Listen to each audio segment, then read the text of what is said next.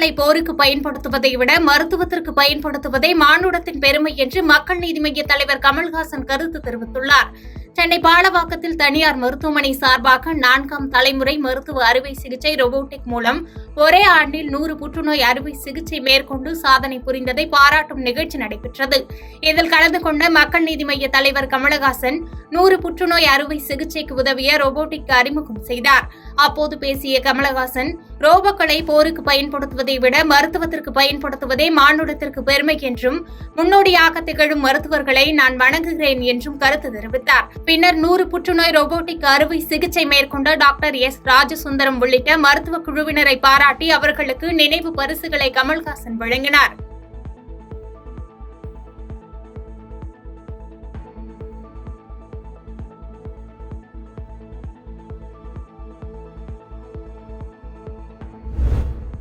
முதலமைச்சர் ஸ்டாலின் மற்றும் அமைச்சர் முத்துசாமி கள்ளக்குறிச்சி மக்களை சந்திக்க பயப்படுவது ஏன் என்று தமிழிசை சவுந்தரராஜன் கேள்வி எழுப்பியுள்ளார்.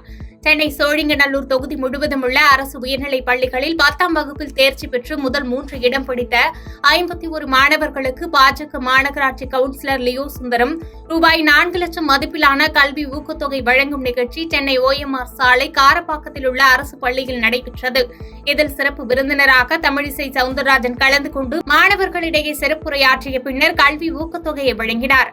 பின்னர் செய்தியாளர்களை சந்தித்த தமிழிசை சவுந்தரராஜன், பொதுமக்கள் தனக்கு நாடாளுமன்ற தேர்தலில் 3 லட்சம் வாக்குகள் அளித்துள்ளதால் தன்னுடைய சேவை தொடரும் என்று தெரிவித்தார். மேலும் கள்ளக்குறிச்சியில் பாதிக்கப்பட்ட மக்களை நேரில் சென்று பார்க்காமல் முதலமைச்சர் சட்டமன்றத்தில் அமர்ந்து கொண்டு விளக்கம் அளிக்கிறார் என்று விமர்சனம் செய்தார். பாஜக ஆளுகின்ற புதுச்சேரியில் இருந்துதான் மெத்தனால் வந்துள்ளது என்று RS பாரதி கூறிய கருத்துக்கு கண்டனம் தெரிவித்தார். எங்களை பொறுத்தமட்டில் தென் சென்னை பகுதியில் பாராளுமன்ற பகுதியில் நாங்கள் ஏறக்குறைய 3 லட்சம் வாக்குகளை வாங்கி இருக்கிறோம். அதனால் பொதுமக்களுக்கு எங்களது சேவை தொடரும். இதில் தேர்ந்தெடுக்கப்பட்டவங்க தான் வேலை செய்யணும்னு இல்லை, நாங்கள் செய்யும் வேலை அவர்களையும் வேலை செய்வதற்கு ஊக்கப்படுத்தும். அதனால்தான் நாங்கள் அவர்களுக்கான பணியை ஆற்றி கொண்டிருக்கிறோம். இன்றைய காலகட்டத்தில் தமிழகத்தில் ஒரு அசாதாரண சூழ்நிலை நிலவுகிறது. நீங்கள் பார்த்தீங்கன்னா இன்னைக்கு கள்ளக்குறிச்சி சம்பவம் நாம் அனைவருமே மனது மிகுந்த வேதனை அடையக்கூடியது. தமிழகத்தின் நிலைமை அகில இந்திய அளவில் தலைகுனிய வைத்திருக்கிறது. ஒரு போதை மாநிலமாக, ஒரு பாதை மாறிய மாநிலமாக இது முன்னிறுத்தப்படுகிறது. ஆனால் அதை பற்றி ஆளும் கட்சியான திராவிட முன்னேற்ற கழகத்திற்கு எந்த கவலையும் இல்லை. மற்ற தலைவர்களை பார்த்து சொல்லும் பொழுது, மோடி அவர்களை பார்த்து சொல்லும் பொழுது, அங்க போனியா இங்க போனியா கேட்டுக்கொண்டே இருப்பார்கள். ஆனா இன்னைக்கு நம்மளோட மாநிலத்துல ஒரு மாவட்டத்துல இத்தகைய கொடூரமான சம்பவம் நடந்திருக்கிறது. முதலமைச்சர் இன்னும் சென்று பார்க்கவில்லை. மத்தூர் அருகே சின்னாறு ஏரியில் மிதந்த கூலி தொழிலாளியின் சடலத்தை மீட்ட போலீசார் வழக்கு பதிவு செய்து உயிரிழப்பிற்கான காரணம் குறித்து விசாரித்து வருகின்றனர். கிருஷ்ணகிரி மாவட்டம் போச்சம்பள்ளி அடுத்த மத்தூர் அருகே சின்னாறு ஏரியில் 35 வயது மதிக்கத்தக்க ஆண் சடலம் ஒன்று அழுகிய நிலையில் மிதப்பதாக போலீசாருக்கு தகவல் வந்தது. இதையடுத்து சம்பவ இடத்திற்கு விரைந்த மத்தூர் போலீசார் மற்றும் போச்சம்பள்ளி தீயணைப்பு குழுவினர் சடலத்தை மீட்டு மத்தூர் அரசு மருத்துவமனைக்கு பிரேத பரிசோதனைக்காக அனுப்பி வைத்தனர்.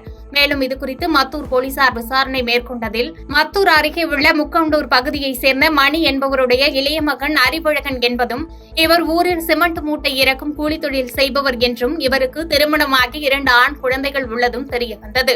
மேலும் அறிவழகனின் மனைவி தேவியிடம் சடலத்தை காண்பித்து அங்கு அடையாளங்களுடன் உறுதி செய்யப்பட்ட நிலையில் தேவி அளித்த புகாரின் பேரில் போலீசார் வழக்கு பதிவு செய்து தண்ணீரில் மூழ்கடிக்கப்பட்டு அவர் இறந்தாரா, தற்கொலை செய்து கொண்டாரா என்பது குறித்து விசாரணை நடத்தி வருகின்றனர். கல்வராயன் மலை அடிவார பகுதிகளில் இரவு முழுவதும் நடந்த சாராய ரெய்டில் 8 பேரை போலீசார் கைது செய்து லாரி டியூபில் இருந்த 670 லிட்டர் சாராயத்தை அழித்தனர். கள்ளக்குறிச்சி மாவட்டம் கருணாபுரத்தில் கள்ளச்சாராயம் அருந்தி சுமார் 60 பேர் உயிரிழந்த நிலையில் மாவட்டம் முழுவதும் போலீசார் தீவிர சாராய ரெய்டில் ஈடுபட்டு வருகின்றனர். அந்த வகையில் கச்சிராபாளையம் காவல் நிலையத்திற்குட்பட்ட பகுதிகளில் இன்ஸ்பெக்டர் நந்தகுமார் தலைமையில் சப் இன்ஸ்பெக்டர் ஏழுமலை கார்த்தி உள்ளிட்ட போலீசார் மல்லிகைப்பாடி, கரடிசித்தூர், அம்மாப்பேட்டை, எலியத்தூர், மட்டப்பாறை ஆகிய பகுதிகளில் தீவிர சாராய ரெய்டில் ஈடுபட்டனர். இந்த நிலையில் மளிகைப்பாடி கிராமத்தைச் சேர்ந்த வேல்முருகன், ஏழுமலை, முரளி, கரடிச்சித்தூர் கிராமத்தை சேர்ந்த ராமச்சந்திரன், அம்மாப்பேட்டை கிராமத்தை சேர்ந்த திருமாறன், எலியத்தூர் மைக்கேல் ராஜ், பிரபு உள்ளிட்ட 8 பேரை கச்சிராபாளையம் போலீசார் கைது செய்து அவர்களிடமிருந்து 670 லிட்டர் சாராயத்தை போலீசார் பறிமுதல் செய்து கொட்டி அழித்தனர். மேலும் சாராய விற்பனை செய்த 8 பேரையும் கைது செய்து சிறையில் அடைத்தனர்.